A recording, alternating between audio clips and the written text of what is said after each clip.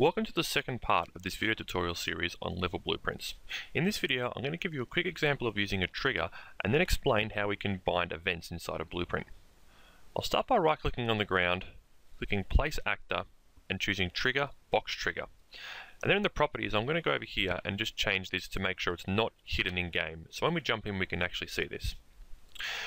Now to actually add events using this, we want to make sure it's selected in the map, open up the level blueprint, and then right click on the canvas. And you can see here we can add events for this trigger box, call a function on this trigger box, or add a reference to it. I'm going to expand add event, collision, and use on actor begin overlap. Now this event's called whenever an actor intersects with the collision on this trigger. If you've come from Unreal Engine 3, you may have heard this referred to as a touch. We have an output here for the other actor, which is the actor that actually overlap with this trigger.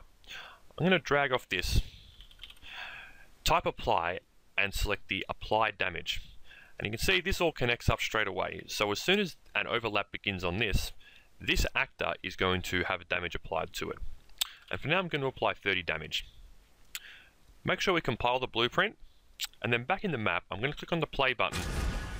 I'm going to walk over this trigger, and you can see we've taken damage there. My health's been reduced, and all is good.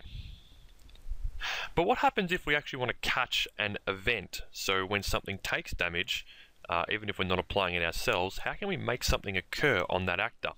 Well, this is what we do when we bind events. So if we open the level blueprint back up here, this is a really useful way that we can just call a function on a particular actor. So in this case, I'm going to bind an event to the player for when they take damage. Start by adding the get player pawn node. And then when you drag off here, you can see that we have this assign event dispatcher. I'm going to click on that and select assign take damage. So assign on take any damage. And you can see here that this creates a custom event for on take damage, and we get this bind event node. We have to make sure we call this function here. So I'm going to go back to my event begin play and bind that. Really, that's all we need to do to bind an event.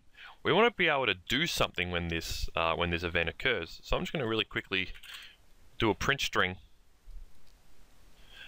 and I'm actually going to connect up the damage to the string that we want to print. You can see when we click and drag these, it automatically converts the float to a string for us.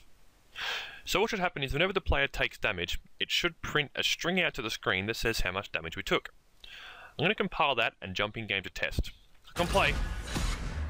Now walk over this, and you can see up the top left, it's printed out 30, which is exactly how much damage we expect it to take. This process works for any actor. You could add a trigger and bind an overlap event to it, for instance.